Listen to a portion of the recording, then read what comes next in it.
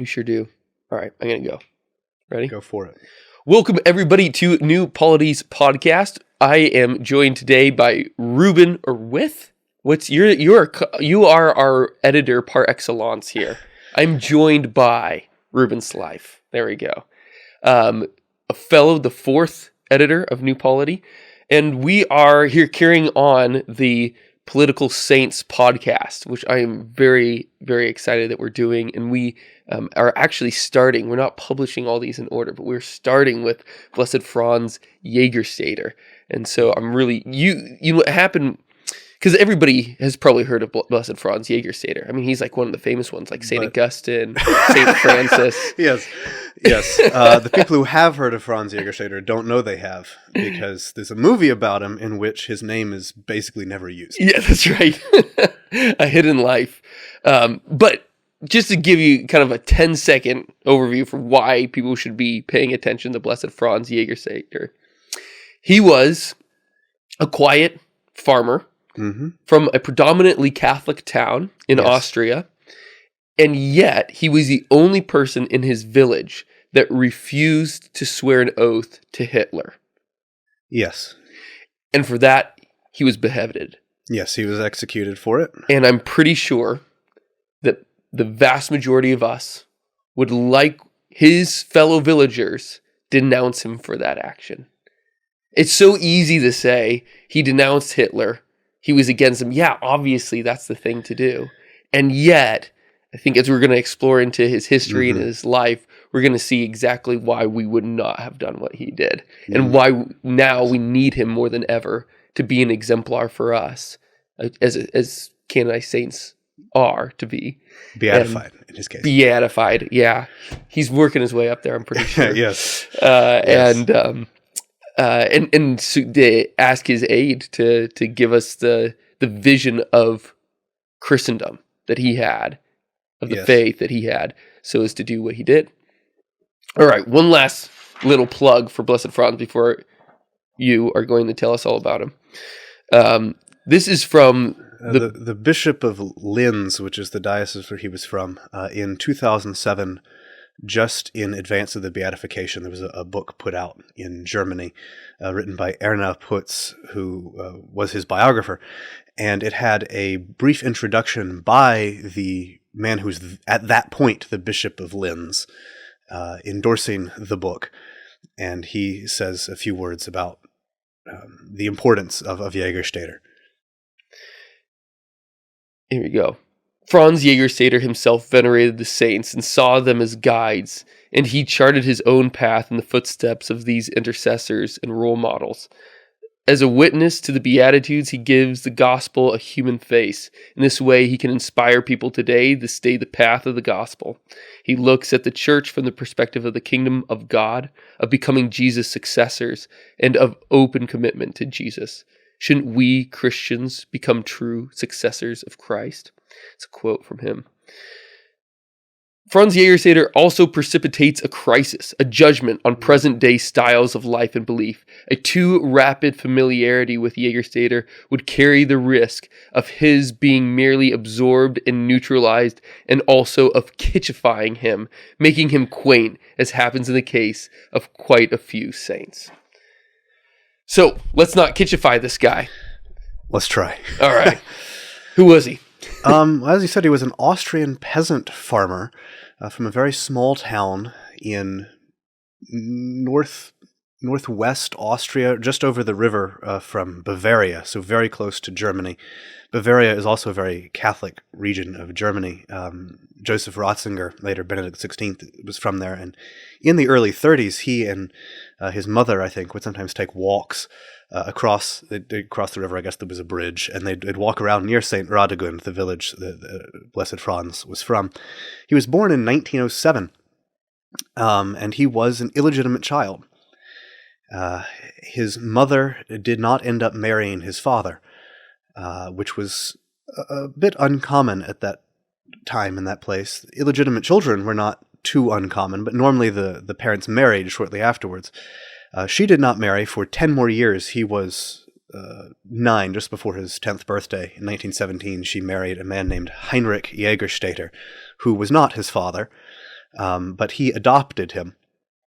And from his stepfather, he got a bit of a love of reading. Jägerstätter was not a good student. But he got top marks in gym. Did he? Yeah. I didn't recall that. He was in school for only 7 years, from the age of 7 to 14, in a one-room schoolhouse. And in one of his writings, at the end, he says, "Forgive my writing and spelling. In school, I was a lazy student." But he loved to read, and he got that from his stepfather. And he liked a lot of other things besides reading. Like women. Yes, he had a reputation as a rowdy youth. I don't know if people use the word youth more in Austria than they do here. It sounds kind of poncy over here, but he was rowdy and a little more so than the average young man. But people liked him for it. It was considered to be his good characteristic. He was just an all-around fine guy, but not a moral guy. At age 20, 1927. He left St. Radegund for 3 years, returned in 1930, did various things during that absence. He worked at farms elsewhere. He worked in an iron mine. It's not clear to me why he left. Stories seem to differ. It appears to have been involuntary. He appears to have been forced to leave from a dispute among two young men in the town, one of them being him, over the affections of a particular girl, which then ramified out into the other young men. There were sort of gangs, even in the small Austrian towns, that they'd go and fight each other from the neighboring villages. And it was kind of all in fun, but that doesn't mean that people didn't get seriously hurt. But it looks like everyone ended up taking sides in this particular dispute. And the village seems to have, in a sort of low-key way, exiled the two boys who were competing for the girl's attentions to stop the thing, and he was one of them.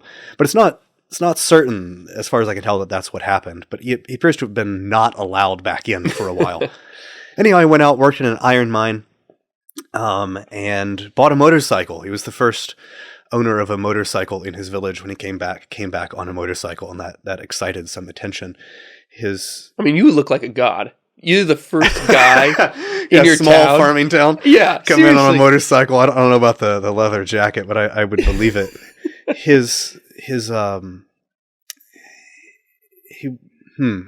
Can't think what she was. An aunt, a grandmother, the woman who raised him for a while when because his mother as a single mother had to work because he was raised by someone else, and she was very. Before his mother married, that is, he was raised by someone else, and that woman was very religious. Was known sometimes to spend all night outside praying at one of the roadside shrines they have over there, and she was also known to be rather stubborn and nonconformist, and so there's some talk in the village about that characteristic having been inherited. The only reason we know about Jägerstätter, this is a bit of a parenthesis, is because of an American sociologist. That's not normally the case, that saints would be unknown to us except for American sociologists. Finally, they did something good. Yeah. That's why they exist. Yeah, all right. Yeah. But this man was in Austria in the 1960s doing work on non-conformism to the whole Nazi thing, and heard the story of Jägerstätter and thought, well, that deserves its own book. And so he actually wrote the book he was writing at the time, and then wrote a second book on Jägerstätter in 1964. And so he went to the village of St. Radegund and interviewed people, and they pointed out to him that, oh yes, well, he inherited this from that side of the family, the Huber, his mother's maiden name, side of the family, this stubbornness and nonconformity. And he, he's forced out of town because of roughness and maybe some womanizing, and then comes back with a motorcycle. But everybody loved him. Yes. This is the funny thing is, yes. It's like, all right, you're a good kid, get out of here for a little while. You're causing a bit too much trouble. But they loved his rowdiness. They loved, they were even joking about kind of his womanizing. Yes, they actually liked it more than his sanctity, as we will get to in a second. And he did come back slightly more religious when he came back in 1930, but how slightly, it's hard to say, or how non-slightly, because he then had an illegitimate child himself in 1933, a girl named Hildegard Auer. My apologies to everyone German. I'm going to butcher all of this. And so this is not a great start. No. This is not, you sometimes read about the saints and they have these extremely pious, like Saint Catherine of Siena, from a little girl, she's like, she's fasting from her mother's breast milk, and stuff like that. And really? Yes. Wow. Okay. And then all of a sudden you can see Blessed Franz also enjoying the celestial heights with the start of being too rowdy, exiled from his town, illegitimate child. But after the exile. and then he doesn't marry that woman either. So that's another unusual thing. And he didn't get pushed out of town for that. That was frowned upon. And culturally it was frowned upon not to marry the girl, but he didn't. It's unclear a bit what the reasons were. It seems like his family and her family would not permit it. That seems to have been a bit of a turning point for him. 1933, maybe connected with the birth of that child. In 1934, he was serious enough about his faith to consider becoming a lay brother. How mature that impulse was, who knows? The parish pastor there, Father Karabath, dissuaded him from it, saying he needed to stay and take care of his family's farm and take care of his mother, who at this point was having some health problems. And he was also giving care checks to the mother and daughter. Yes, voluntarily. So, it was never legally settled. He volunteered to do it. There was some doubt in the town among his friends and all that, whether he was really the father, but he appeared to have no doubt about it. So 1934 started getting more serious about his faith, and his adoptive father, his stepfather, died that year, just before the age of 50. Yeah, and those are huge things. I mean, if anybody's had a kid, like this gripping fear that comes over you right before he's born or she's born, and it's just like, oh, how am I going to do this? How am I going to take care? How am I going to do this? And there's a great sobriety that comes for a lot of us. That plus facing death, especially from somebody that kind of saved him and his mom. Yes. Is, that snaps a guy out of something pretty quick. And it seems like it started to for him. And he actually spent, when Hildegard, the illegitimate daughter, was young, he spent more time with her than the mother did. Because the mother still had to work as a, I can't remember quite what she was, housemaid, I think. And because of the situation, she ended up having to move further away, I think, to get work. And so the girl was raised by the grandmother, and he was closer, and he would visit somewhat regularly. And the little girl loved it. Always came in on the motorcycle. We made it an event. And would send apples. He paid a lot of the alimony in food, especially after the war started later on. And he was known to send notes, with a sack of apples and say the best apples are for Hildegard. He got married himself in 1936 at the age of 28 to a woman named Franziska, so Franz and Franziska. And she was about 6 years younger than him. He was 28. He had not quite turned 29 yet when he got married, and she was 23. And she was more religious than him, and more consistently religious across time. When they first met, she was the one who raised the question to him of how often he attended church, because she wanted to know. And they had a rather short engagement. I think it was only about 6 months from the time they met to the time they were married. And there were reasons for that, like the death of his stepfather. Someone needed to take care of the farm, and with his mother being sick and various things, that just cultural reasons put some speed on it. Yep. But they were not very conformist, either of them. They got married at 6 a.m. on Holy Thursday. That's actually what Alice and I did. Sure it was. Yeah. 6 a.m. on Holy Thursday, they skipped a wedding reception, which was, I think, a bit offensive to the villagers because, custom, you always have a wedding reception. They skipped it. There was a party. Married at 6 a.m. and before noon, we're on a train to Rome. They went to Rome, which was also weird. No one went to Rome, and that was a sign of their devotion. I mean, they went other places. They went to Naples and Sorrento, so it wasn't all religious, I imagine. But that was his idea. That was not Franziska's idea. She agreed to it, but he was the one who said, hey, how about we go on this wild and crazy trip, which cost a lot of money. And they'd planned to return, go on another trip to Rome every 10 years on their wedding anniversary. And they didn't, because shortly after their 7th anniversary, he was killed. We'll get to that. They had 3 daughters themselves, so he had 4 daughters in total. They were married in 36, had a daughter in 37, in 38, and in 40. And in 1940, he was called up for military training, and he went and he did that. Lasted till 1941, and he was sent back home. Being a farmer, it was deferment. We need you to farm to support the war effort. Yeah, people need to eat. Which he didn't do, by the way. He did not support the war effort. He, all the... we think of the Nazis as like just a political party, but there are all the associations. We know of the Hitler Youth. Yeah. And I myself don't know too much about the various organizations, but there was like the German Gymnastic Association, which was a Nazi thing. It was for gymnastics, but it was for Nazi gymnastics. And these were all over. There's a few more twists in there. Yeah. Wow. So there were all these sorts of organizations. People would come around with these red canisters asking for donations for this and that. And Franz, in one of his writings, says, I do not believe people contributed as much money to the church as they now contribute to the Nazis. And the Nazis don't even need the money because they are the governments. They can just make more money whenever they want it. He says that. But he didn't contribute to any of that. And he also refused to accept the funds. From the child credit. He could have gotten a fair bit of money out of that, having 3 children, even though they were daughters. And I think I don't know for sure, but I think the numbers were different for sons and daughters because these were Nazis we're talking about. And so he wouldn't take the money. He wouldn't give the money. He supported people on his own.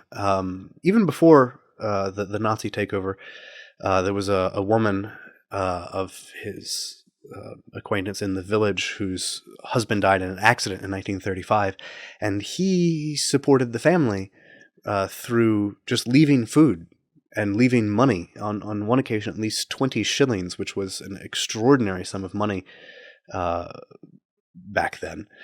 But he did this secretly. He didn't identify himself. He just left stuff, and she managed to find out it was him. And to the end of her life in 1989, she said that she and her children would have starved if it had not been for Franz. And he was poor. He was a peasant farmer, and not taking the credits other people were receiving. So he would not cooperate with the Nazi project.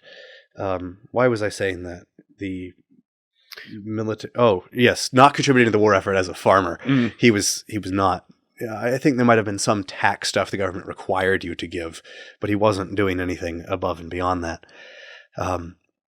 So after that point, in 1941, he comes home, he's farming, and he doesn't know when he will be called up for actual military service. It could, whenever they decide that it's serious enough that they need to call up the farmers. And it lasted about 2 years. It was 1943. He was finally called up, and he refused to serve. He went to the place where you check in and said, I won't carry a weapon. And they arrested him, and they put him in prison. He went on trial, if you can call it that.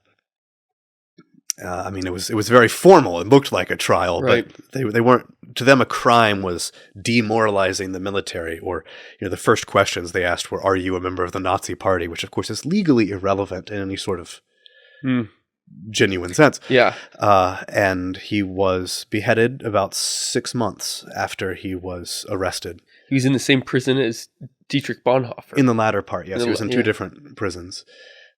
Yes, in the same prison at the same time as Bonhoeffer. I think Bonhoeffer arrived shortly before he was executed, but no evidence that they knew each other. And I don't know how well they would have gotten along necessarily with Bonhoeffer being a Protestant. Franz was very much a Catholic. That's his story in a nutshell, at least of his life. There's more one can say. But it's in some senses, it's very straightforward. you have a guy who has a rowdy past, sinful past. He repents, he converts, he becomes extremely holy. People ask him to fight for Hitler. He says, no, Hitler's an evil guy. This is an unholy war. They say, well, we're going to kill you. He says, okay, off with his head. But, but there was a lot of time spent trying to convince him, not just by the Nazi party while he was in prison, which because they were trying to convert him, not because they just needed another body, but because that was a chink in their armor. Yes. There are actually records, I found them the other day, from the military tribunal, which was trying the cases. And they say that there was a distinction drawn even between refusing military service for political reasons. Let's say you were an Austrian patriot and you wouldn't fight for Germany because you considered it Germany and not Austria. Yeah.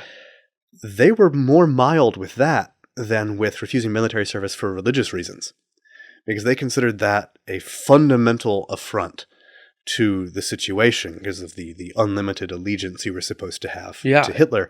And they also thought that that was more persuasive to other people. Yeah. And so they responded uniformly with the death penalty to any sort of religious resistance. Most of the people being executed for religious resistance were Jehovah's Witnesses, of all things, which I didn't know were big in Austria. Apparently they weren't very big. One of Franz's cousins was a Jehovah's Witness. The only person who was not a Catholic in the village of St. Radegund, apparently. Oddly enough, he was raised by the same woman, the aunt or grandmother. I can't remember what the relation was now, but whoever it was who raised Franz, the stubborn woman who was very religious, she was Catholic, but the cousin ended up becoming a Jehovah's Witness. In German, at least in Austria, I don't know about elsewhere, they refer to them as Bible students. That's the phrase. Those who study the Bible, because that's they're always looking at it to figure out what to do.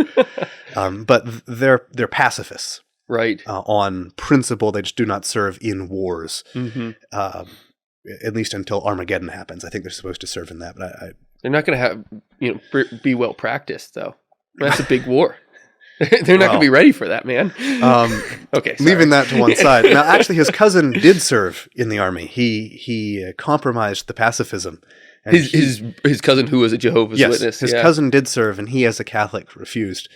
And the German military code, actually, for executing people for religious refusal to serve in the army is the Nazi code was Jehovah's Witness.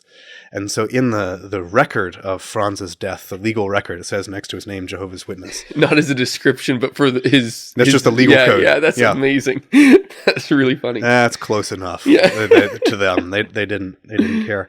Okay, so what I want to do, Reuben, is I want to start to field some of these objections, or see how Blessed Franz fielded some of the objections that he faced from the Nazis who were trying to convince him to convert and to serve, from his family and from his villagers, and see how he responded to each one of these. I do want to just jump back in the point that the Nazis were so alarmed by a total refusal because the only way that they ever had power was through the collective consent of the people. As soon as people no longer had fear, as soon as people no longer were trying to protect themselves and their life, their material life here on Earth, then they had no power. They didn't have any recourse to a more fundamental desire to manipulate, to pervert, and to use in order to get people to serve them. And so there was nothing that they could do. This was terrifying to them. And so that's why persuasion was such a big thing for them, why they tried to convince Blessed Franz, precisely because they thought, surely this can't be real. Surely we have not lost control. And that's terrifying when you realize that you're no longer in control. Well, it's also important because of the precise reasons people did support them. I mean, they gave reasons when they were arguing with them. You should think about it this way. You should think about it that way. But fundamentally, it was fear, I think. In Austria, anyway, and in this region of Austria, the history, the precise history of how these people came to be arguing with him in favor of the Nazis is interesting, because they were not Nazis. His friends, his family, the priests, Right. like this was a highly Catholic region of Austria, and they actually did resist the Nazis. The previous bishop, when he was sorting through all of his stuff, there was a different bishop. The previous bishop had died in 1941. He started really sorting through it about that same time. But the previous bishop, I'm going to butcher the German again, Bishop Gefulner, was strongly opposed to the Nazis and gave speeches, issued documents to that effect. Somewhere here, there it is, marked down some of what he said. 1933, he put out a letter to be read throughout the diocese, saying Nazism is spiritually sick, with materialistic racial delusions, unchristian nationalism, a nationalistic view of religion, like the Chinese have now, the sinicizing religion. They were doing the same thing with, does it fit the German spirit? With what is quite simply sham Christianity. We therefore reject its religious programs. All convinced Catholics must reject and condemn it.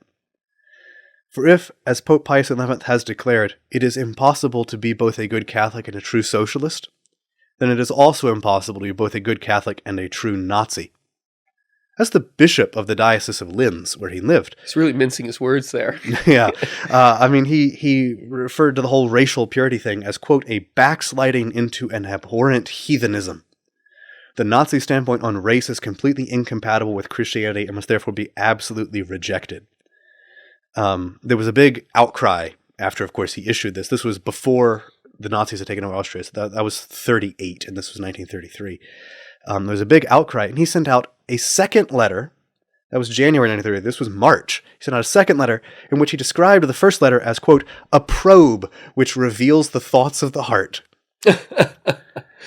And said that it was not a private viewpoint of the bishop, but an obligatory enunciation of church doctrine. And he reaffirmed that again in 1936. So the bishop there was very strongly against it. As were the priests. The area around St. Radegund, the 9 priests, for comparison, the Archdiocese of Vienna in Austria, which of course is the big one, 9 priests were sent to concentration camps for various, crimes of like preaching against Nazis and things. The Diocese of Linz, where he was from, it's only half the size of Vienna. 40 were sent to concentration camps. It's unbelievable, yeah. And that is a much higher number even than in Bavaria. None of the dioceses are getting that high over in Bavaria, not even close. And Bavaria also a very Catholic region, so there was a strong resistance to the Nazis here. It says 11% of the priests in the Diocese of Linz were given prison sentences during the Nazi period. Wow. And the deanery of Ostermeething, where he was also particularly high. 10 to 11 of the priests were given sentences in that deanery alone. And so that they were strongly opposed. In the last free election held in Austria before the Anschluss, no one in his region voted for the Nazi party. No one in the village of St. Radegund. There were other parties. No one voted for the Nazis. But when the Nazis took over, I think it was January of 1930. No, March 1938. Yep. The Anschluss happened. Then the Nazis decided they would hold a plebiscite, a vote on whether people thought Austria should be Nazi. Of course, gun to your head. The tanks are already there, right? Yeah. And moreover, it wasn't a secret ballot. Everybody knew how everyone was voting. It was going to be public. Everyone in the village of St. Radegund voted for the Nazis in that. Except Franz. And he actually at first refused even to show up. They eventually convinced him to show up, but he showed up and voted no. And then when the results were submitted, the other villagers in charge of tabulating the results did not count his vote. They said it was unanimous because they were trying to protect him. Yeah. So you mentioned fear. Mm-hmm. That seems to me to be very much what it was. These were people who were not convinced Nazis. They were not in favor of it before the invasion. Mm-hmm. They were not in favor of it really after the invasion. I mean, that bishop died, and the next bishop was much more wishy-washy. I mean, some people were in Austria. I mean, don't get me wrong. Cardinal Initzer was the main cardinal of Vienna. He, when Hitler came in, went and greeted Hitler at the hotel, personally went. The Bishop of Linz, Hitler came to Linz, and the bishop refused even to see him, though Hitler came to the cathedral. But the Cardinal Archbishop of Vienna is going and greeting him personally at his hotel. There was a letter signed by the bishops about the Anschluss. Cardinal Initzer signed it personally with the words Heil Hitler above his signature. Now, a few months later, he apparently realized this was not gaining him anything. I mean, he not only signed it Heil Hitler, he told the churches they had to, like, on Hitler's birthday, ring the bells and pray for Hitler and all this stuff. But a few months later, apparently realized that wasn't getting him anything. And he did give a homily in which he sort of walked it back and said, we must have faith in our Führer, which just means leader in German, because we have but one Führer, and that is Jesus Christ. Wow. And there was a lot of pushback from that. So he was trying to play both sides, but again, it was like a compromise thing. Even he was not, doctrinaire convinced Nazi. Right. No one seems to have been, especially the region where Franz was. But once the Nazis took over, people started trying to convince him to do the same thing everyone else was doing and go serve in the army, go get sent off to fight against other peoples elsewhere. Yeah. So, well, and I think that's a good place to start, as we're, I made this big claim at the beginning that most of us would do what the average villager would do. Like, we would not be doing what Blessed Franz would be doing. Yes. So I want to really start to look at all of these objections that he feels. The first one is this fear thing that you're saying. They're right here. They're going to kill you. Mm-hmm. Like, you shouldn't seek your death. Just go along with it. Don't try and compromise too much. Just, like, they're going to kill you. Mm-hmm. His response to that is pretty straightforward. I mean, he actually gives quite a classic line. He says, he points out what you've just said, that the compromise, the change from 1937 to 1938 amongst his villagers was just purely out of fear. He says, let's consider an imaginary case.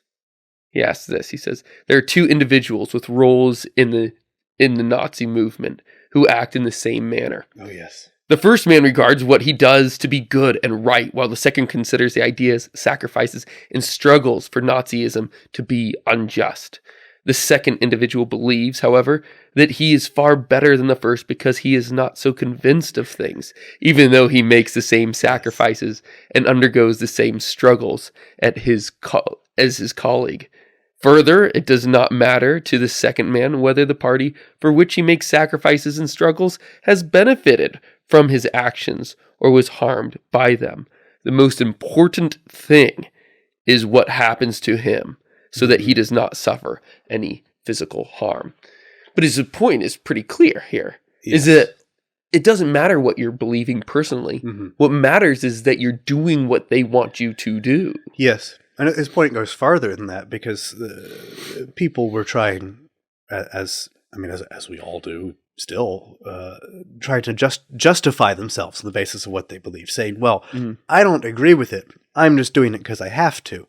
And obviously coercion does lower culpability. The question is, what's actually coercion? Right. And is that, it would be inconvenient for me if I didn't. I would suffer. Things would be taken away. Like, if that's actually coercion in all cases, then everyone who apostatized under pressure, in the early church was fine. And the martyrs were, like, especially strong people, but all the people who apostatized were it wasn't really culpable because they were coerced. Right. And so the coercion as a technical, I think, psychological meaning, and it's not just, is there pressure applied, but they're trying to justify themselves by saying, look, deep down, I didn't want to do it. I still don't want to do it. If I had my choice, I wouldn't be doing it. Yeah. And Franz not only says that doesn't justify you, he goes further and says, well, that actually makes you more guilty. Because the other man, if he sincerely believes it, may just be wrong. Now, he may be guilty for sincerely believing it, but he may also have reached that conclusion because he doesn't know enough to reach a different one. Right. But you do know more. You have reached a different one, and you're doing it anyway. So of the two, he says, well, you're actually worse. That's bad. So St. Thomas, when he's talking, St. Thomas Aquinas, when he's talking about the will, he says, discussing these levels of coercion, he says the prime example of somebody who is being forced to do something against his will is the person who's being physically dragged out of their home. You know, if somebody did come up to you with a gun to your door and says, get out, and you decide to walk out, then you have, to some degree, willingly gone out. No, you're not obeying the person who has the gun to you, like fully, like entrusting yourself to him. They are not really being obeyed. It is actually completely self-referential. And this is an important thing when we're talking about politics as a whole, is that why are you following the leader? Is it because you trust him to lead you to a place where peace might be found, where virtue might be cultivated? Or is it because you are self-interested? And Blessed Franz here is saying, realize what you're doing here. You are actually being vicious. And this is St. Thomas Aquinas' conclusion too, is that sort of fear-mongering only leads you to think about yourself, which is ultimately egocentric, which is ultimately leading you further into yourself rather than into God and one another.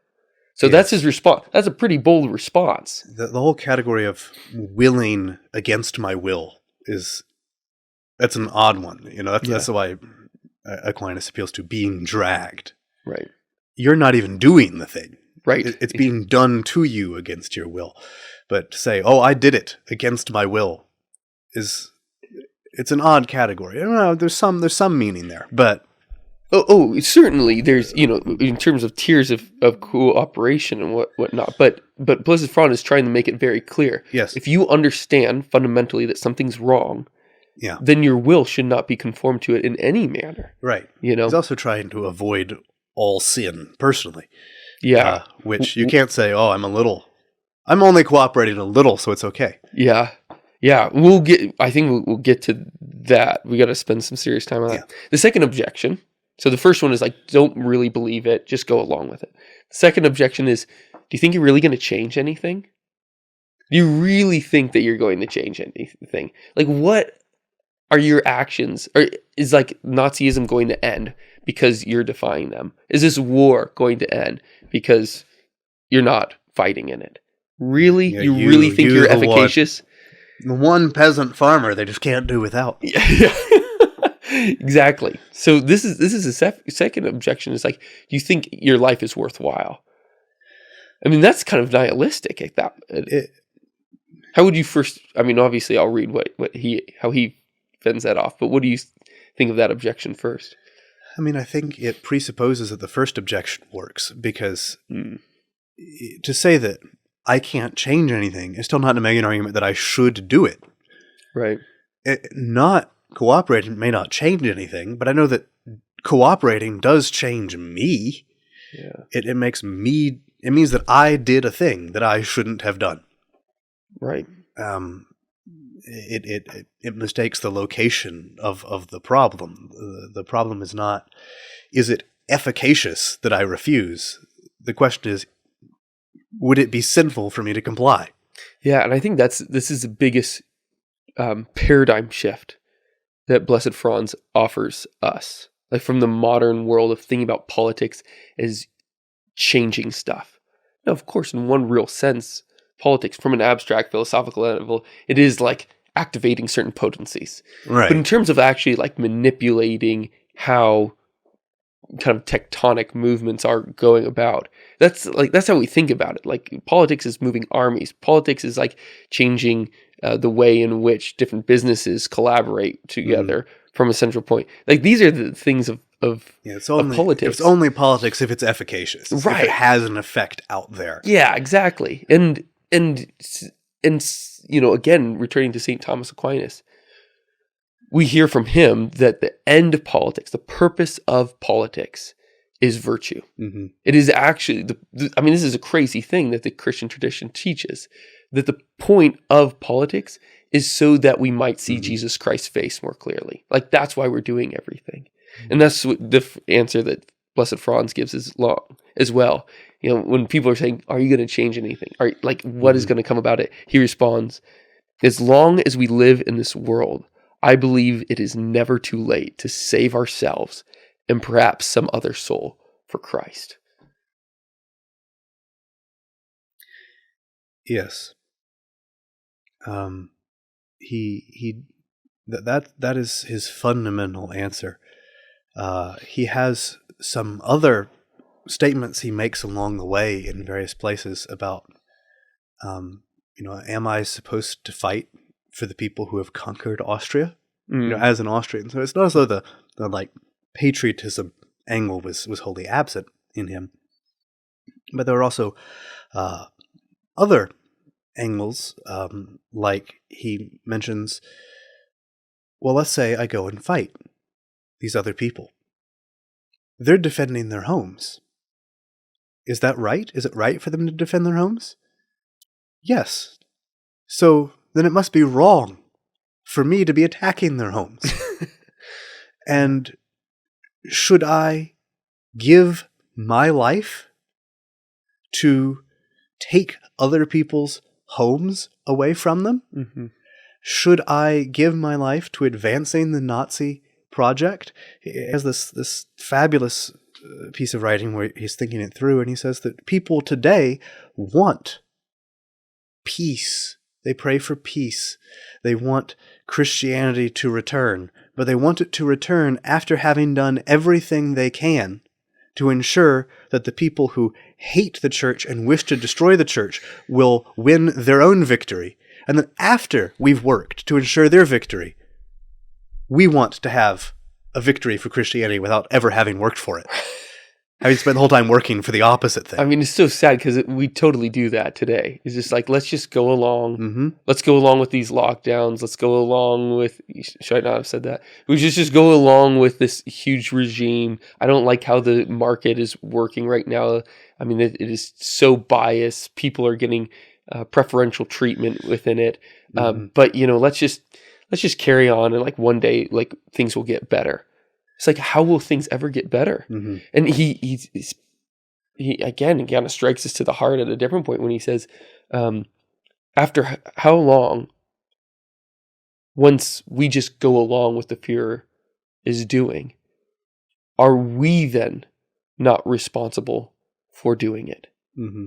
At what point will we just say we're just going to be compliant long enough that we ultimately are the ones that are achieving this social order that has come about? So he in a sort of essential way says, well, I have to save my own soul. Yeah, I'm not permitted to do what is evil. Mm-hmm. And maybe I can help save some other people through that example. But he also is concerned with the effect, mostly in a sort of negative sense, that I can't work for that effect. I can't work for the building up of the Nazi Empire. I have to work for the building up of the kingdom of God. Thy will be done. Thy kingdom come. I can't remember the Our Father in the middle of this podcast. It's terrible. Being on a camera, suddenly forget everything you know. Thy kingdom come. Thy will be done on earth as it is in heaven. I'm reciting it backwards. And he has. That's what he wants to work for, and he understands that he can't work for the opposite of that and work for that at the same time. Mm-hmm. So maybe he can't do much to build up the kingdom of God to ensure that his will is done. Yeah. Maybe all he can do is refuse to help the opposite thing. But then that is his contribution to building it up. Yeah. He is not just individualistic, thinking that I need to take care of myself here. He is concerned about the broader society he's bringing into being through his actions. Yeah. And the Nazis were too, in fact. That's why, as I said, this was faced with the death penalty, because they understood that refusing for religious reasons was inherently persuasive to people. Yeah.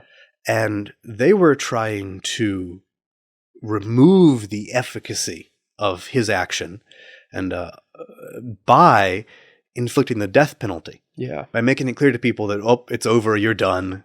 Yep. You didn't accomplish anything. And it seems like in most cases they succeeded. Not the personal cases, but I mean in it having an influence. Other people looked at it and went, well, that's a bridge too far. You gotta preserve your life. Mm.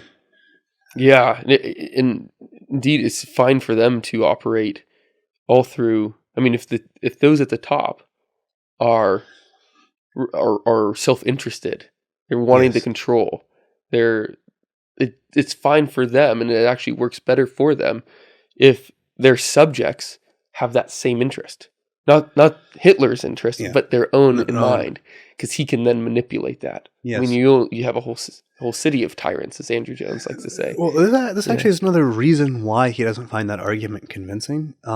There's maybe it will come up in some of the other questions you wanted to ask, but the theory at the time that was at least pushed forward, whether anybody actually believed it is another question, I suppose, but that the authority, the one who tells you to do things, is morally responsible for them. If you just obey, you're not responsible. Oh yeah. So let me phrase this again, because that is really great. So the first objection is, hey Franz, don't believe it, just go along with it, preserve your life. And the second objection is, really, you really think that this is going to be efficacious at all? And then the third is, hey, you need to obey the authority.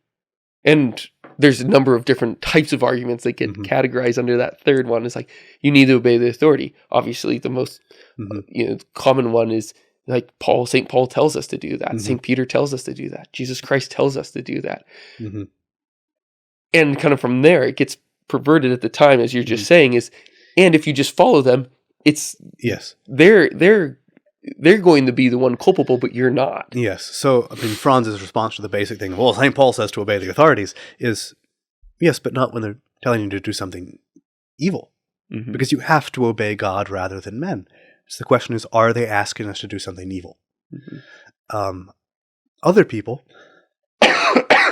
forgive me, I have a bit of a cold. Other people were making the argument that, well, if the authority tells you to do it, then it's not really wrong. Now, they might hold that, it's contrary to the moral law, but what they mean is that it's not wrong for you to do it because you're just obeying, and obedience is always good. So, like, Hitler would be morally responsible for telling you to do it, but you would not be morally responsible for doing it. It would all the responsibility is his. And Jägerstätter is so opposed to this argument, and he's opposed to it in such simple ways. He asks at one point, what is the purpose of us being able to know what is right and what is wrong if we are just supposed to do whatever we are told to do? Yeah. He says repeatedly, he appeals to the gifts of the Holy Spirit and confirmation, says, why are we given the gifts of wisdom and understanding if we're just supposed to do whatever we're told to do? Yep. He's not a theologian. He's not very educated at all, but he's just looking at the simple things and saying, well, this theory can't be reconciled with the things that every Christian knows. He says, is it really plausible that thousands of people are doing this and only one, or maybe two men are actually responsible for all of these actions? Yeah. Like, we want to point that out. Like, we even still today, we blame Hitler, and obviously rightly, but just Hitler alone. Like, for some reason, we have this understanding that it is just a leader who is the sole victimizer, realizing that. And in some sense, yes, of course, the people in authority have more responsibility, and that's why they're the leaders, right? And Solzhenitsyn got in trouble for this. He's not well liked in Russia today. I don't know if we need to get into a whole side note on Solzhenitsyn, but this whole thing about the line between good and evil running through the human heart. Yeah. And Russians, he tends to be disliked because of the feeling, people have, that he was condemning all of them for what they did. Mm-hmm. You know, oh, we were just trying to live. We were just trying to get along. We couldn't really have resisted. We couldn't really have accomplished anything. What does he want from us? Right. And there's a bit of a misunderstanding, I think, going on there, because it seems like the attitude is that he was just talking about Russians. He was talking about everybody all over the earth in all the things they do. So, you know, I think there's a sense that he was trying to radicalize a sense of Russian guilt. And I suppose the various other peoples who were under the Soviet Union. But he wasn't trying to do that. He's trying to talk about what is humanity. It's the same thing that Jägerstetter's trying to say, that it's I don't get to be innocent simply because I'm living under pressure. Yeah. I have to work to remain innocent. Yep. And it might be hard. And he's a very forgiving and even excusing attitude toward other people. I mean, he can say these things in his writings about how, you know, this is obviously wrong to do these things, and he has no confusion at all about whether or not it's wrong. And yet he'll turn around and say, well, we can't judge other people. We don't know what they're thinking. We don't know how weak they may be. Or, I mean, even in regard to the bishop, the second bishop, who was not as strong as Bishop Gefulner. He was very weak on the whole Nazi question. Jägerstätter says, well, they carry a heavy burden, and we shouldn't make it heavier by excoriating them for their failures. We should help them to change by encouragement, and basically by cutting them as much slack as we can, because we don't know.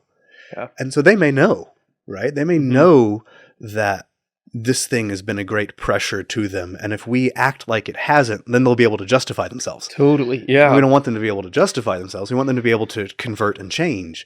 Right, and this is one of these, I think, important Christian teachings where you have the command to, well, really the teaching that Christ is the sole judge, right? We're not judging, but then also, from St. Paul, that we are called to judge our neighbor as well. In the hope that we might help one another. You judge me, I judge you, so that we can help one another ascend to God.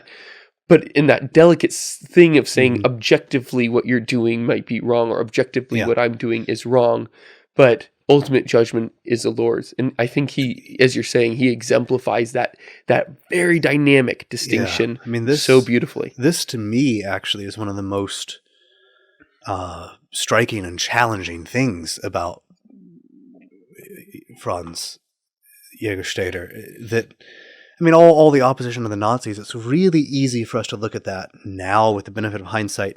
Like, he didn't even know about the Holocaust, apparently.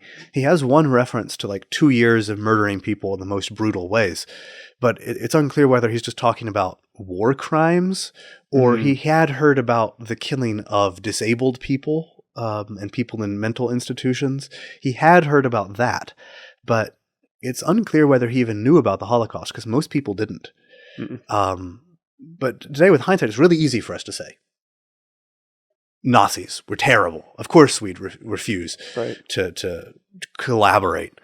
The thing which is hard to say is we would have refrained from judging our neighbors, that we would have been able to live in peace with people. I mean, trying to help them change, but without creating the sense that we were their enemies. And somehow he does that, and I don't understand it. I have to admit that the part of me, and maybe it's the part of me that is not a saint, and that there's a lot of that part, thinks that he might have been wrong about that he may have been cutting them too much slack. I don't know if that's me justifying myself. I was saying something, however, before I went on that tangent. Well, about responsibility. Well, I want to actually take this and apply it to the greatest part of his responsibility, or so-called responsibility, and that's his family. He said that this seems to be, even though the authority argument, you must obey disobey the authorities was the largest cultural argument that was being taught at the time. The thing that seems clearly to strike him most deeply in his letters and his writings is the argument, you have a responsibility for your family. Well, yes, very briefly. Yeah, I remember the thing. Okay. In relation to judging people and in relation to what are you going to accomplish and in relation to authority, there's one thing that comes out which is I find really odd. He says, okay, maybe the person higher up is more responsible than us. But why are we all trying to push our responsibility on him instead of trying to lighten his responsibility? And so he does say that one of the things that he will accomplish is lessening the responsibility of the people in authority because at least someone disobeyed them. And so he's concerned for the guilt that they have too.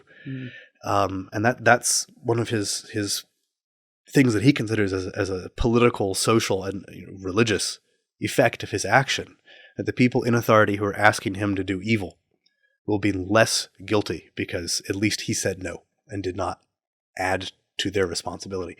This is connected to the thing about his family. So what were people saying about his family? To be clear and make this let's just point out. Let's take this on a number of. Let's just read what he said. Okay. Well, what were they saying to him? Their argument. Oh, sorry. That's what I meant to say. Shouldn't we? Oh, sorry. No, that's not the right part. They're saying to him, "You have a wife. You have children. You have daughters. You need to take care of them. That particularly, what's going to happen to them afterwards? Like you're not there to work on the farm. You're not there to provide for them." The whole village is looking down upon them because you are making everyone else look bad. And you are jeopardizing the safety even of them, not only your family, because the Nazis are going to have their sights on them. I mean, actually, where is this? The bishop at one point. The bishops, that's on 164. Yeah, this is worthwhile. This is the, can I say the questionable bishop? The bishop who's not as great. I can't remember his name, unfortunately. So this... Now, for those of you listening, this is just shockingly evil. This is, I think, the only point in reading any of the books I read on Jägerstätter where my jaw actually dropped and I just stared at the page for like a minute. I didn't know what to do. So this is coming out of the diocesan office of Linz? Yes. In 1946, this is after the war. Yep. The diocesan newspaper, a priest had submitted a piece to the diocesan newspaper about Franz, and it was titled Heroic Consistency. I think it's probably sounded better in German. Well, yeah. Yeah. We might say integrity or something like that. Yeah. Well, that's how it gets translated. Yeah. And consistency is important to the argument that this priest at least thought that Jägerstätter was a model of sanctity. Yeah. And so he submitted a piece to the diocesan newspaper in 1946 after the war arguing this, and the bishop skewered it, saying, nope, we can't publish this, and wrote a letter to the person running the newspaper explaining why. I have known Jägerstätter personally, he writes, since he spent more than an hour with me before he was to be inducted. To no avail I set before him all the moral principles defining the degree of responsibility carried by citizens and private individuals for the actions of the civil authority. That's the theory we were just talking about. Yep. And reminded him of his far greater responsibilities in his own state of life, in particular for his family. And then he goes on, he says... I mean, you'll notice the shape of that argument. The shape of the argument is, you have a family. That's what you got to take care of. These people, they're making bad decisions. You're not as responsible if you follow them. So what you need to do is you need to go along with whatever they say to protect the family. This is moral advice from the bishop. Mm-hmm.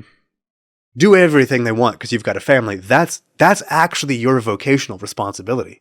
Your heroism in your state in life would be that. So, yeah, and so then he goes on and he says, "I am aware of the consistency of his conclusions and respect them, especially in their intention." Puts it in scare quotes. Yeah. Well, let me see this. It gets worse. Actually, there's more than just that one little. Trying to save him responsibility. at the time I could see that the man thirsted after martyrdom and for the expiation of sin. And I told him that he was permitted to choose that path only if he knew that he had been called to it through some special revelation originating from above and not in himself. He agreed with this. No, this is not true. The bishop, I don't know if his memory is bad or what, but this is not, in fact, how that conversation went, because that's not what Jägerstätter thought. And the beheading thing kind of seemed to suggest that he disagreed with it. Well, no, I mean, the Jägerstätter was not saying, I just really special, want to be martyred. I have this special call to be martyred. No. Yeah, For him, it was just, this is wrong and I can't do it. Mm-hmm. For this reason, the bishop says, Jägerstätter represents a completely exceptional case. One more to be marveled at than copied. And it is presented to people only in a suitable and unambiguous manner. That is saying, no, you shouldn't do what he did. That was a special call from God to do something wild and crazy. And he makes this very clear. The bishop continues here. I consider the greater heroes to be those exemplary young Catholic men, seminarians, priests, and heads of families who fought and died in heroic fulfillment of duty, and in the firm conviction that they were fulfilling the will of God at their post, just as the Christian soldiers in the heathen armies, in the armies of the heathen emperor had done. Then he says, or are the greater heroes the Bible students, the Jehovah's Witnesses, and the Adventists, who in their, scare quote, consistency, preferred to die in concentration camps rather than bear arms? All respect is due the innocently erroneous conscience. It will have its reward from God. For the instruction of men, and he emphasizes the word men, as though Jägerstätter wasn't really manly. For the instruction of men, the better models are to be found in the example set by the heroes who conducted themselves consistently in the light of a clear and correct conscience. Yeah, fighting for Hitler. He's literally defending that after the war. Yes. And saying, if he's a saint, it's because of some special call from God to do something crazy. But this is why this is so important for us, is that you can see the logic of what he's saying, and it is captivating. Mm-hmm. To be able to go back 10,000 feet and say, yeah, but he's endorsing Hitler. That's a good catch for us. Because I think most of us really follow him right there. It's especially at the beginning where he's saying, those people are in authority, they're just making their decisions. And if you don't follow the decisions they've made, you'll be punished and all this. And your family will suffer, and you got to protect your family. That's your main responsibility. I've heard that argument in my own life. Yeah. You've heard that argument. I think everyone's heard that argument made. Yeah. But when you carry it to the conclusion that now we should just serve in Hitler's army, and that's the real Christian heroism. That's fulfilling the will of God to protect my family. Yeah. It begins to look wrong. Yeah. Well, but on the face of it, the very first step where he puts the responsibility of the family above doing what is good and pushes the responsibility off on the other people. It's a really diabolical maneuver, and coming from the bishop after the war, I don't know how to understand that. So, Brother Franz has a direct answer to his objection, other than I do not believe that Christ said that we must obey a state when it commands us to do bad things. That's clearly just very straightforward. Yes. But he has an objection to... And he also says, I do not, in one of his last writings, I do not see that it is permissible for man to offend God simply because he has a wife and children. Well, I'm about to read that. Oh. Yeah. So here's the first general argument. He says, shouldn't we risk everything? I think I just want to set this up one more time, that this is such a turn. It's an absolute turn. Be ready to have your mind blown by him. Shouldn't we risk everything in defense of our children's souls? Shouldn't we year after year remain silent and look on defenselessly? I believe that if we continue on this path, we shall one day experience bitter regret and perhaps also eternal sorrow. He's still talking about raising children. Are our obligations to lead our children to God somehow today lifted from us just because these obligations are harder to fulfill than they were in earlier decades? I believe not. He says in a different essay, is the action that someone does somehow morally better because this person is married and has children? Yes. Or is the action better or worse because thousands of other Catholics are doing it? Is someone permitted to lie in taking an oath just because he has a wife and children? Did not Christ himself say that whoever loves wife, mother, and children more than me is not worthy of me? On what basis do we ask God for the 7 gifts of the Holy Spirit if we should adhere to blind obedience in any case? This is outstanding stuff. And those are 2 different arguments. They are, but I want to fit them together. No, they go together, certainly. Yeah. And I want to fit it together with this one last quote. Those people who are ready to die rather than to offend God through a little freely chosen sin gain greater merit for themselves than those people who withdraw from the Catholic Church when it is demanded of them.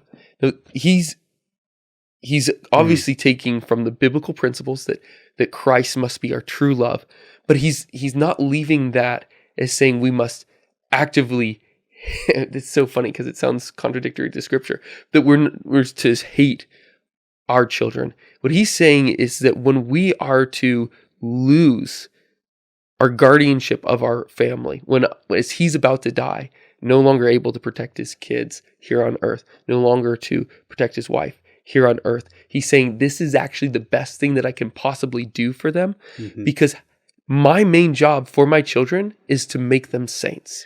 Yes. And the best way that I can prove to them that becoming a saint is possible is for me to become one.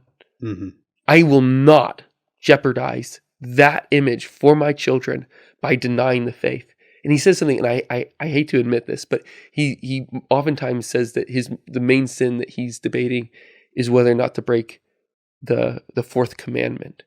You know, he's wondering whether or not. Surely I'm not the only one who can't remember which the 4th commandment is. Well, and there's also different orderings of number. Growing up Protestant will do that too. Because I don't. Yeah, that's true. He's referring to lying here. Lying, okay. You know, and you know, I have to admit, like I was like, yeah, who cares? But it's like, no, that's one of the 10 commandments. That's a big deal.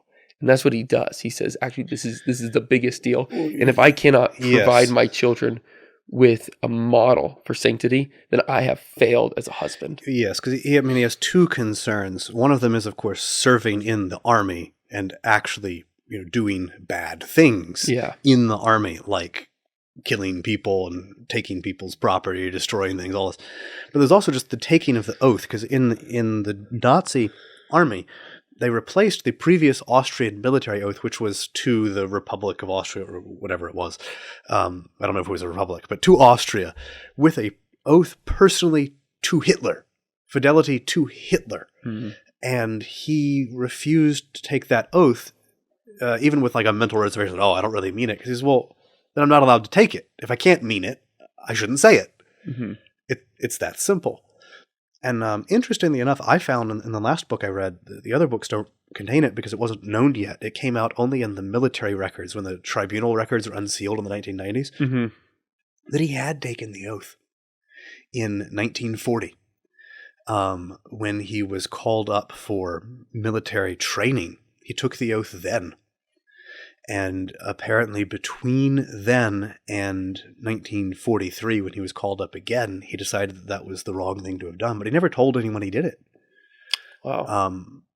And I don't know how that worked. If it was like that, the oath was negated by being sent back home, because he was being asked to take it a second time, and he refused.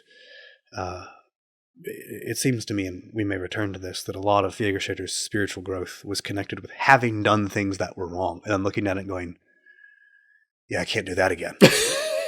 Well, isn't that what all of our lives of repentance should be? It's like, oh yeah, I did that. I shouldn't have, and I'm not going to anymore.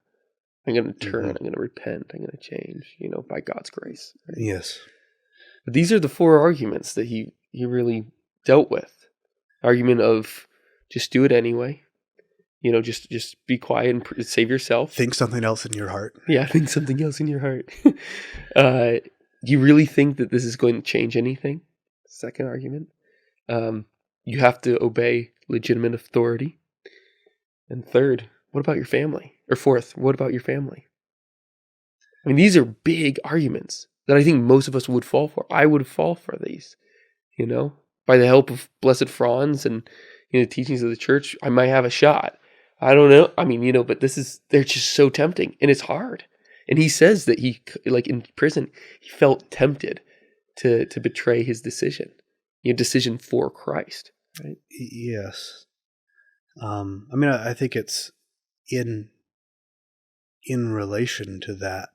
It's perhaps important to talk about the cultural compromise that was going on around him, not just in relation to the Nazis, because that's the big glaring one that we can all see. But even before that, we think of Austria, rural Austria, all the farmers living on the land, being in touch with nature. These are highly moral people in contact with the deep roots of Christianity and the nature of things. And right, and we say that today, like we want to go back to this back to the farm, land, back to the land movement. Nothing wrong with that. Yeah. It's just that you can't make promises for it can't keep. Right. And even before the Nazis and all of this, and even though they opposed the Nazis, there was this vein of compromise built into even the Catholic culture of the area. And I find it really interesting. I made a list of some of the elements of it. The first one, which was most striking in Gordon Zahn, was the American sociologist. In his book, he gives some anecdotes about cultural practices, and one I'd never heard of. You remember there's the thing with the ladders? Yeah. Apparently it was a normal courting practice for young men to just go take a step ladder and lay it up against the woman's second floor, I guess first floor, because they're in Europe, so they number them differently, but up to her window and just climb the ladder and talk to her there at the window, and that was courting, and that just sounds like not a great idea. But then apparently she was like really liking the conversation. She'd ask him to come inside, and that was normal, and it was like a sign of approval, and that sounds like really a bad idea. And sometimes that would lead to what you would expect. Then, someone might come take the ladder away in the middle of the night. Or sometimes, if people just wanted to get back at a girl who'd done something to them. This is so funny, yeah. Oh, yeah. So let's say you're interested in a girl and she turns you down, and for some reason you're just really upset about this. And she's rubbing it in your face. Yeah, he's rubbing it in your face, So you want to get back at her. What do? You just go and you set a stepladder next to her window at night. And so everyone finds it in the morning and assumes there's been a guy in there all night. And this is just how the people did it. These are all Catholics, and they're like, it's just some folk practices. And they laugh at it. They think it's funny. They look down on the woman, but when they're telling these stories to Zahn, they're all they're giggling about it. Just some healthy folk practices, Children will be children. Haha. We were all young once. It's like this is the Catholic society. And another one I found interesting was a comment on the pastor, because Father Karabath there in the village of St. Radegund was strongly anti-Nazi, and he was convinced that Jägerstätter was a saint. Yeah, right away. Right away. Now, he was not the pastor when all this went down, because in 1940 he had an anti-Nazi sermon, and he was put in prison briefly and then moved elsewhere. Again, forgive me. So there was another pastor there, Father Ferthauer. I'm going to offend all the German-speaking people again. They're coming after you, man. And he was, Father Ferthauer was much younger and not really prepared for the situation, and he exhorted Franz to compromise, as did Karabath early on. But Karabath strongly pushed the idea that he was a saint after the war, and he'd apparently get a little tipsy sometimes, at the pub, and just tell people that Jägerstätter was the only one of my parishioners who'd really fulfilled his Christian responsibilities. That he's a martyr and a saint, and compared with him, you should all be ashamed, and he's a great example. And the people just shrugged this off. Well, they kind of were prickly against Franz in his memory. Or what do you mean by shrugged it off? They shrugged off the pastors. Like you would normally think, oh, it's a Catholic community. Here's the pastor. He's been here for a long time. We know that he personally suffered. He went to prison. And here he is telling us this man is a saint. And they just thought this was whatever. They didn't seem to be bothered by this. And the reason that Zahn gives for this, if we can trust a sociological finding here, it says it appears to be related to the role of the pastor in a village like St. Radegund, the culturally accepted role of the pastor. The peasant community, he says, expects a priest to restrict himself to purely theological affairs and not to meddle in more worldly matters in his sermons or other parish activities. So although Jägerstätter's rejection of military service was to him and to the pastor essentially theological, the community is more inclined to place it in a political context. It's about doing your duty and taking care of your family and all that, which they were certain of. So that for a pastor to maintain otherwise and that they should do something else they want to be real Christians is meddling. Yeah. So apparently the Christian culture here, that it was not the job of the pastor to tell you how to be a Christian. We all already know that. We already know how to be a Christian. And if you try to tell us otherwise, we'll just kind of brush it off. Even more weirdly, some of the people, he says, he's this is 63, 64, he's doing the research, I think. 1963, 1964. Yes. To sum it up succinctly, the community, at that time, continues to reject Jägerstätter's stand as a stubborn and pointless display of essentially political imprudence, or even as an actual failure to fulfill a legitimate duty to the family, most likely, maybe even to the state. It is to be explained and forgiven in terms of an unfortunate mental aberration. They all kind of thought he was he's a little touched in the head. The religion just went too far. It overbalanced him. It's a shame. Because they all loved him, but they didn't love the saint Jägerstätter. They loved the early rowdy Jägerstätter. They all remember, like, man, it's a shame he became so religious, had to go off and die. We liked that guy when he was fun. Like, this appears to have been the attitude. So the question of whether he was morally right is, for the most part, set aside. While some of the villagers were quite willing to accept the possibility that he might someday be formally acknowledged as a saint, this possibility was not considered at all incompatible with the community's general disapproval of his action. And that's just a shocking inconsistency to me. The culture, the Catholic culture there can look at it and go, yeah, maybe he's a saint, but he was still wrong. Yeah, but I think that's where we are generally as a church. I mean, Blessed Franz brings this up at a certain point where he says, we all praise the early martyrs, and yet none of us would do what they did. Like, we can't call them heroes and reject their example at the same time. That's how he phrases it. The way I would phrase it is, if we actually met a saint, we really wouldn't like him all that much. Like, really, I mean, if you think about it, like, this guy is in his actions demonstrating to us that we're wrong. He's also demonstrating that this crazy divide between theology and politics, between economics and God, is just impossible. That it's not right. That everything we believe really informs how we act, and everything that we worship really does begin to change the way that we live life. And he's cutting right through their baloney, as it were, and he's doing it in a very winsome way. I mean, like I said, he's not confrontational about it. He's not going out there and condemning people. No way. He's very quiet about it. He was known to respond to people making the Nazi salute and saying Heil Hitler by saying "Pfui Hitler." So he had a bit of an edge sometimes, but he was also known. I mean, he stopped gambling to be fiscally responsible after he got more religiously serious, and I imagine that's how he ended up with some of the money he was giving to poorer people and that sort of thing. But he was also known to stop drinking, and this, it turns out, was not because of some religious problem or because of some incipient alcoholism or whatever, but because he discovered that if he went to the pub, he would end up arguing with people about Nazi stuff. Yeah. And he didn't want to do that.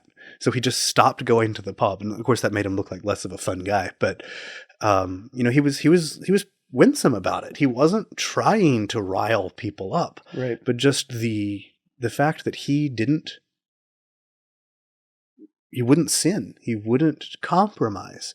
And his wife supported him pretty strongly, but she didn't quite understand it either. Mm-hmm.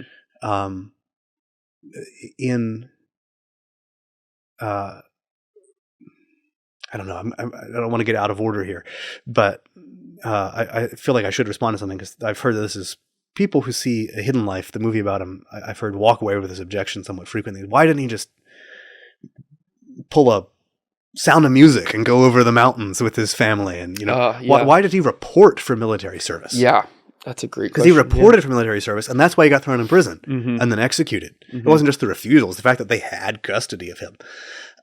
Or why didn't he hide in the woods outside the village? And this is not really touched on in his reflections, which I find odd because you'd think that would play a big part in it. But it seems to me that it doesn't play a big part in his reflections because he doesn't feel like he had any other choice. He does. I suppose he didn't look on any other options actually realistic. One friend of his, I think it's Rudolf Meyer, says that he did consider hiding in the woods. He talked about it, but rejected it because he thought would open his family to reprisals. Mm-hmm. Because they, of course, would have to be feeding him and going out there. And so, the Nazis would know that he hadn't shown up for military service, and he's probably in the woods, and his family's. So then they would run into an immediate direct confrontation with the Nazis. Yeah. And so he'd be safe, but they wouldn't. And he did know that if he got executed, the Nazis might take the farm away from his family and all, but they still wouldn't be guilty of anything. They wouldn't be being hounded personally. They'd have a hardship, but it wouldn't be like they had themselves participated in his act. And as far as going over the border, he doesn't even mention it. That's not, I suppose, because their border was Germany. You want to go closer in? That's not going to help. Yeah. Actually, the people in The Sound of Music were right on the other side because he's actually very close to Hitler's birthplace, and so were they. The movie Sound of Music is not accurate. If you go over the border in Austria, there is my understanding, you actually end up basically in Hitler's birthplace, which is not going to help you out in your attempt to escape any. But he wasn't rich. He's a peasant. He's a peasant farmer. Yeah. If you pick up your family, leave the ancestral land.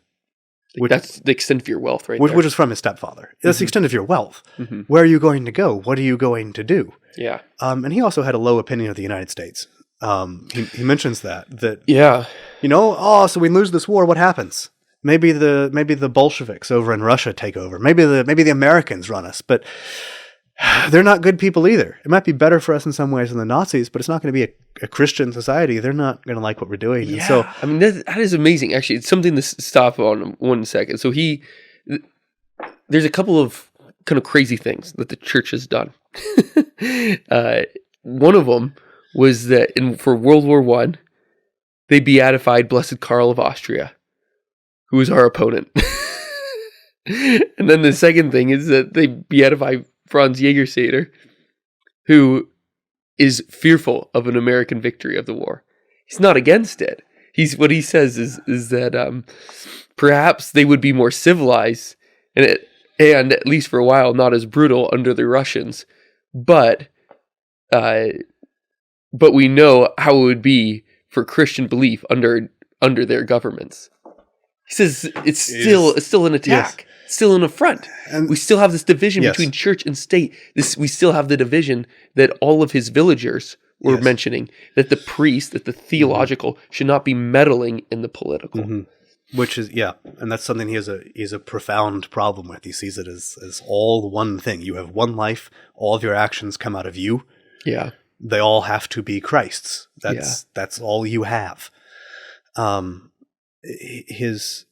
think his reporting for military service and refusing was a way for him of protecting his family to the greatest extent he could. Yeah.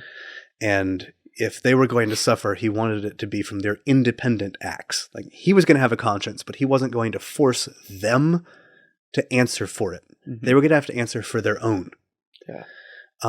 And he wanted his to be an example to them, but he didn't want to precipitate needless suffering in an attempt to protect himself. Yeah. When he says one place, "What do we think we're going to live forever? Don't we all know we have to die sometime? Mm-hmm. What do we want a few more years for?" Which is not how I think about it.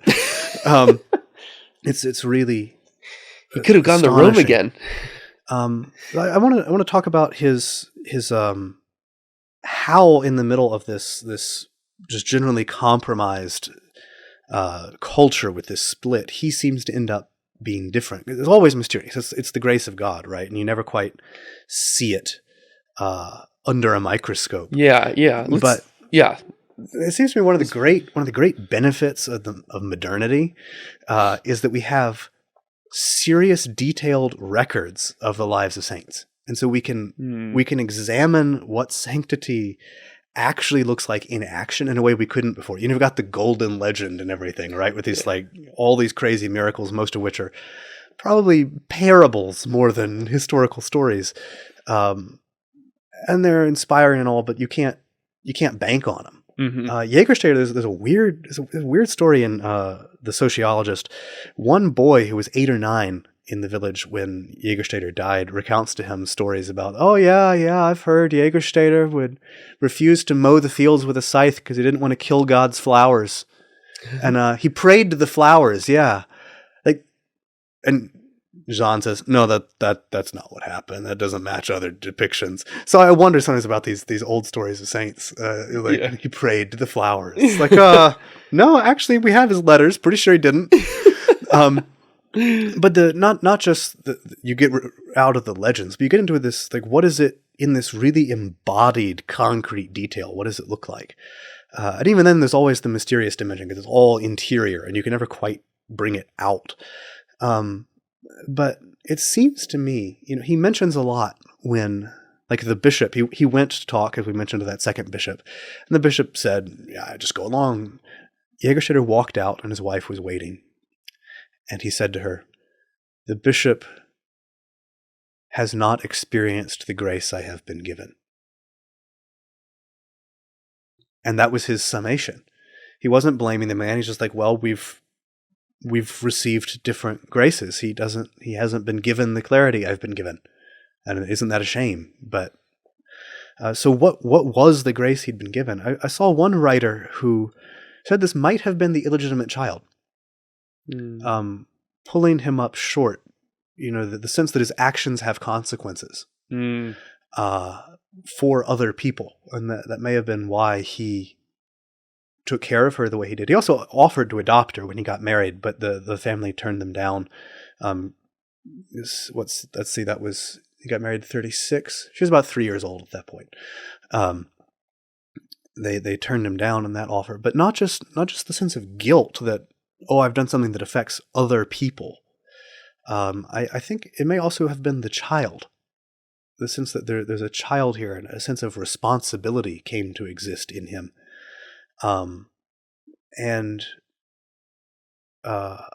There's some other things in his life one can mention, though. That, as I say, that was 1933 with the child, and then 1934 he seems to have gotten more serious. Then he seems to get even more serious around the time he marries. But that seems to have been the first turning point. Mm-hmm. And he wrote a letter to his illegitimate daughter right before he died, which doesn't survive, unfortunately. But in one of the books I read, which is by Erna Putz, I can't remember the name of it, she quotes a few excerpts that the girl remembers, and they very much match the other letters, "Listen to your mother, be sure to be good, obey the commandments, I will see you in heaven." These sorts of things. What a 10-year-old, she was 10 years old when he died, what a 10-year-old would remember, I suppose. But another one would be the dream of the train. He had an experience in 1938. I should read this if I can remember where it is. I think 173. That's right, 173. He had it in January of 1938.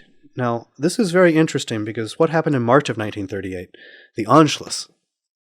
So this is 2 months before the Nazis invade Austria, and 4 months before the vote is held to ratify their invasion. Mm-hmm. He says this, on January night, 1938, I initially lay awake in bed until midnight, even though I was not sick.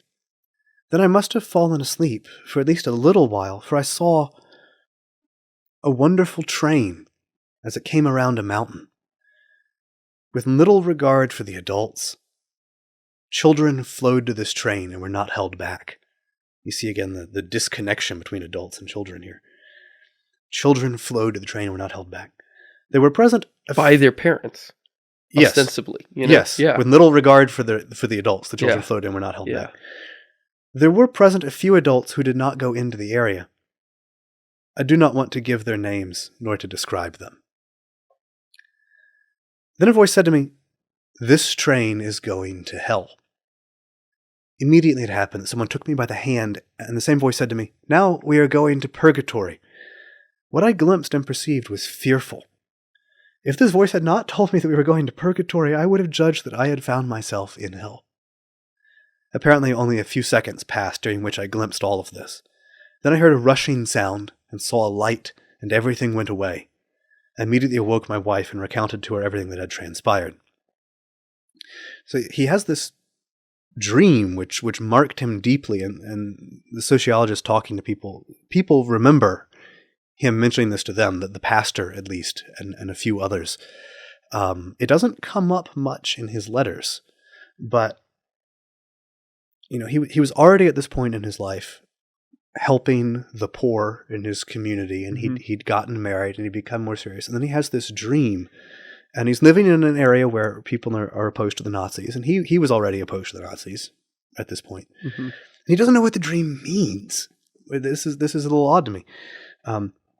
He says two things. Before that night, I could never, of course, truly believe that the suffering in purgatory could be so great. Second thing, the train's significance was initially an enigma to me. However, the longer I've thought about the dream, the more clearly this moving train's meaning has dawned on me. It is now clear this image represents nothing other than National Socialism, Nazism, with all of its distinct organizations, the NS, National Socialist German Workers' Party, the NS Public Assistance Program, the NS Women's Association, the Hitler Youth, and so forth. In other words, the train represents the NS folk community and everything for which it sacrifices and struggles. So you have the train up the front with all the different carriages. Yeah, the Nazi Party and all their associations. Yeah. It's almost charming in a weird little way. And so he says, I believe God has clearly spoken to me through this dream or appearance and placed it in my heart so that I could decide whether to be a National Socialist or a Catholic. So that does not seem to have been the root of his disapproval, because he connects it. He has to figure out what it means. And so if he wasn't already disapproving of the Nazis and the cooperation was bad, how would he have been able to see the connection? Yeah. But so that's obviously one grace, which is rather extraordinary.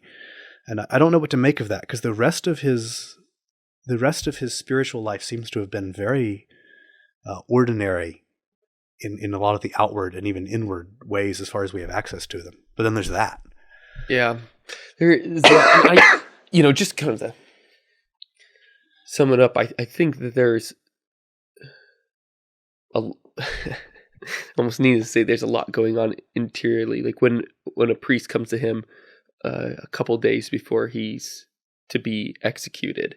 Yes. He asks him if he wants some religious pamphlet, and he smiles at him and he says no. Oh, it's the Bible. He's offering... Well, no, first it was a religious pamphlet, and then he says, well, would you like me to read you something from the Bible? And he says that he looks up at him again with a smile and says, I am in such inner union with God that reading would only break off that inward communication. It's one of my favorite stories about him. It's like you have to either be insane to say that, or lying, or correct. I mean, you're the saint. It's the trilemma again. But what he said was, and this was recounted by the priest that same night. So the night he was executed at 4 p.m. That same evening, the priest who was the chaplain present went to a convent to speak to some nuns, and he told them the story, and apparently they wrote it down. Or it was stuck in their memory. They recounted it to Zahn, the sociologist. He said, "I am completely bound in inner union with the Lord. Any reading would only interrupt my communication with God."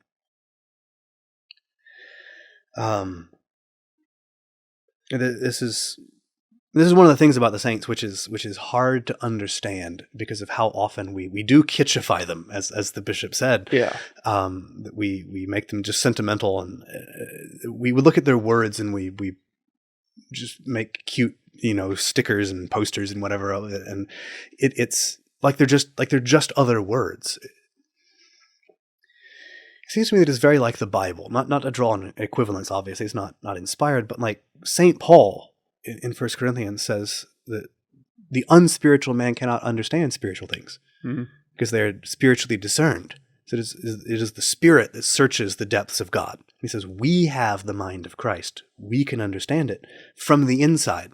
And it's the fact that we don't have the same inside the saint does, that the worst tend to look to us like a lot of outside. Right. Like we forget about the depth depth of life, and it's like lily pads, they float. I'm maybe about to be wrong. If you know about this, don't tell me. But lily pads, they float on the surface of a pond, and I imagine they have they have a root, right, that goes down to the bottom, and you can't see it. You just see it floating on the surface. And if you were to cut it, it would still float, and you wouldn't be able to tell the difference, at least at first, between the dead ones and the living ones. I would imagine, but the words, the surface, are connected to this depth, and their meaning comes from there. And Jägerstätter is so simple and so uneducated that it's in a special danger with him, that it just looks like, oh, here's a simple man. But there's this profound depth, and you see it increasingly in the prison letters, that every once in a while, especially as it gets nearer to the end, this profound sense seems to flicker behind the words if you look for it. He could be saying the same thing he meant before, and it just seems to mean more now. But it came upon him gradually, throughout his life, and it seems to increase even when he's in prison. And it seems to me that it probably started with that illegitimate child, and then the dream of the train reinforced it, and I think also his marriage. I can't find it right now, but it's when he's in prison. I think it's the first prison he was in. He writes to his wife. It apparently indicates a temptation to cease believing in God. Yeah. And he says, when I look back on my marriage and my family and all that has happened to me and how good it is, I realize that I cannot doubt God, because I cannot understand my life anymore if I did that. So this grows on him throughout his life, and I think that the inner reality, the depth in him, has a few different elements which are worth sketching very briefly. That he has a profound sense of the reality of heaven. It comes up again and again. I mean, he quotes at least stories from saints, some of the golden legend kind of stuff about Augustine and Jerome and their experience of heaven. Jerome allegedly died and then appeared in a vision to Augustine, who was writing a book on heaven, and told him about how ridiculous it is you're trying to do this. And he talks about how we need to meditate on heaven and keep it before our eyes, and that our goal in everything should be, in everything we do, interpreting St. Paul on Pray Without Ceasing, he says that in everything we do should be coming from the desire to have eternal life, and not separate ourselves from it. It seems that that's like the first thing for him is this reality of heaven, and then also the strong sense of guilt that he has for his own actions. And I think it's reinforced by the dream of the train and the sense of the suffering and purgatory. But he has it before that, the sense of guilt incurred by our actions, and then the seriousness of that. And he has a profound sense of God's mercy and willingness to forgive. And Christ is the one who reveals God as another, and reveals the way to heaven, opens the way to heaven, is another strong element in his inner world. Yeah. And, this constant drive to forgive people. In the prison, apparently. It appears to be related to prison guards. They were rather mistreated by the prison guards, that's putting it lightly. He tries to live in this attitude of complete forgiveness. Even in prison, he's giving food away to other people. From the recollections of the other people in prison with him, they say that later. And he wants to forgive and wants to help the poor because he knows that's how you get to heaven and that you don't sin. And he brings it up again in Christ's willingness to suffer and Christ making his mother suffer. Mm-hmm. His family, he's hurting his family by doing what he did, but he had to do it. He has a reflection on death where he talks about receiving communion. And it's really striking because I'll open straight to it. Therefore, we should prepare ourselves when we are approaching the table of the Lord as we would if we were preparing ourselves for death. We should be ready to give to God everything, property and goods, body and soul. We must even be entirely prepared to die. The more we give to God, the more God will give to us. God knows us. He knows all of our thoughts. He knows our wills. If we approach the table of the Lord, with such a willingness and surrender to God, God will allow his wealth of grace to be imparted to our hearts in the richest measure. And this is imitation of Christ. What is it but the sacrifice of Christ, who was willing to die entirely under any circumstances God ordains? Yeah, I think this is kind of the baseline consideration for obviously his entire life, but also the church's entire teaching with regarding us and the social order. Mm-hmm. That if we were really giving everything over to the sacrifice of the Mass, if everything is ready for us there to receive the riches of heaven, if only we were ready to die to everything, then everything on earth will be different. Everything will be different. There's not going to be this theological meddling in politics. That will seem ridiculous. There's not going to be I have come to do your will, O Lord. Yeah, there's not going to be this ridiculous prioritization of the material wealth of our family over the spiritual wealth of our family. There's not going to be this strange understanding that what really matters is the external effects rather than my own personal salvation. Yes. And I think these are what we can learn from the saints, and particularly as we're still lost and wandering, for most of us, convinced by the arguments that he suffered from for most of his life, that we can then turn to Blessed Franz and ask him in prayer to help us to have his eyes. And as a final conclusion, to return to the thing about children and his children, that he mentions parents, catechists can say whatever they want to children, but if they see you doing something different, it's not going to matter. And I think this interior reality and his sense of heaven, like that is what he wanted to give to the children, and the complete willingness to do what is right. Yeah. And I don't know that it was just connected to, I need to show them they should be saints. Like it's not just, I want to impart to them a moral heroism. It's, I want to impart to them the way to heaven, the way to communion with God. Yes. And he compares it to like being in a foreign country where the path is being destroyed, and the signs are being taken down, and people are lying to you. Mm-hmm. You need someone who can tell you what the path is. And if I can't walk the path without stumbling from what I know and what I have been given to see. Yeah. And this, it bothers me when people make him out to be like a pacifist or a martyr just for the conscience. No, he's a martyr for the correctness of the conscience. So the conscience is contact with Christ, the 7 gifts of the Holy Spirit, that he wants to walk the path and to show the path. And that, whether you're in America, that would be bad according to him, or you're in Soviet Russia, or any of these places where the culture is not doing the will of God, even in Austria, in the compromised state, but certainly under the Nazi occupation, how do you avoid sin? How do you walk the path to heaven? Yeah. And to him, he needed to give an example of that, of following Christ under these circumstances to show that even here, it can be done. Yeah. And to give that to his children and to us. When he was beatified, 60 family members were present. Yeah, that's amazing. And he left. There were only 4, his wife and the 3 children. And now he's been given to the whole church, as not just to his children, but to all of the children of God. That model he was trying to give to his children is now... He's given it to everyone. Yeah. And the church has put its stamp of approval on it. Well, Reuben, thanks so much for this awesome conversation. I'm kind of sad that I'm going to stop reading Blessed Franz as much. And well, you can, and those listening, we can pray to Blessed Franz that he will end up as Saint Franz, and his example can be given to the church even more clearly. Absolutely. Well, guys, thanks so much for tuning into this conversation. Do all the liberal things of liking, subscribing, and whatever you do on YouTube's. I don't think I've ever done that before, but if I'm sure I have. No, I'm sure I have. But do that for us, and we'll next time. I think we're doing Thomas More next.